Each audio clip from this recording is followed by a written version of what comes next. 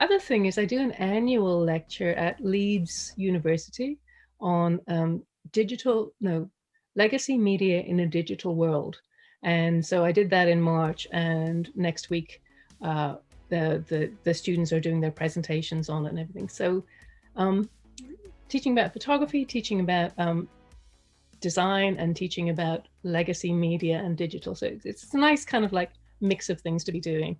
So for people who don't have the ability for configuration of reasons to take your courses and to Mm-hmm. apply to become full-time students, what is the one advice that you would give uh, photographers, be it new to mid-range, mid-career photographers who do want to become work for fashion magazines or become art directors or What is the one advice? Well, I would say that the advice that I have always given is have your own projects, because there's no point hanging around waiting for people to give you work, because that is just not how life works, really. You should always be doing your own things. Whether I've always said to students, have a blog, have a make a zine, do some kind of project that keeps you in contact, that keeps you doing things, that keeps you networking, and that keeps you showing things to people as well. Um, and one of the big projects, going back to the pandemic problems, one thing that students have obviously had a big problem with is getting work experience, work placements, because that's just not happening at the moment. And my students at Oxford, for example, part of their course originally was to get work placements, work experience, and they, offices aren't open. So what do you do? So what you do, um, in my suggestion, is you talk to people. You say, so if you're a young photographer and you want to develop as a documentary photographer, for example, I say, right, get in touch with other people who are in your area who are experienced. Reach out to them, introduce yourself, say, can I have a call? Can I have a chat? Could I ask you about how you work? Because in real life, before all of this, it would have been great to actually go along on a shoot, to go and sit in an office watching how people work, learning that way. But you can't do that. So, um, reaching out and having conversations with people, I think, is the most important thing at the moment. And that's what I'm telling all my students everywhere at the moment. Um, at some point, we will be back to face, but you can still have a really, really important, worthwhile, and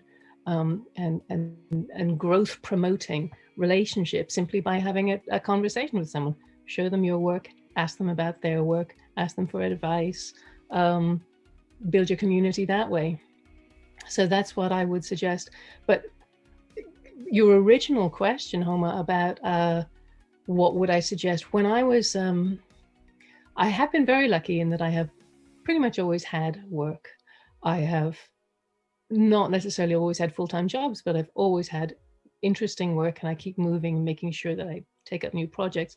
But when I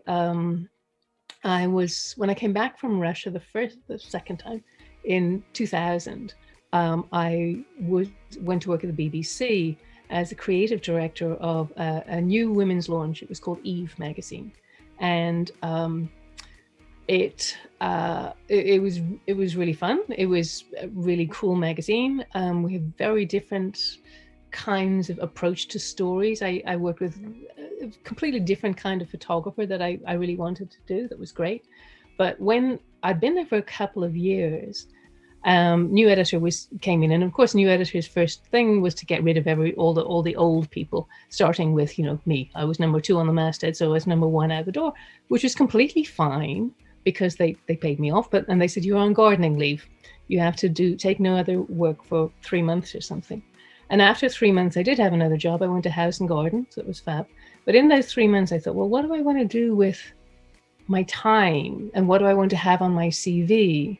And I thought, well, I want to start a magazine. So I did. So I started an independent photography magazine, which is called Day Four. And I produced the first issue with a lot of pictures that I'd taken myself and pictures that some friends had taken.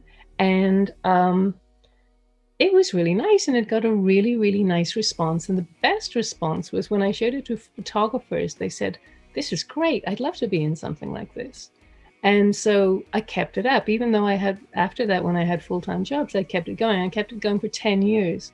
I only actually produced one issue a year, but each issue had about 20 photographers in it. So they were quite big. And it was called Day 4. And the reason for that was because I had this idea that in an ideal world, we would work for a living 3 days a week. And on the fourth day, we wouldn't work for money, we would work for love. So Day 4 is the work you do for love. And then, of course, you get a 3-day weekend, which we all need anyway.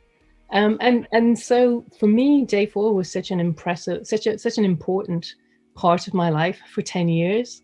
I had exhibitions every year. I made so many contacts, and it was just a little something that I thought, right, I need to fill my time here for a few weeks until I can start a full-time job. So this is why I always say, start your own project, whatever it's going to be. Start your own project, keep busy, do something, have something to show for your time.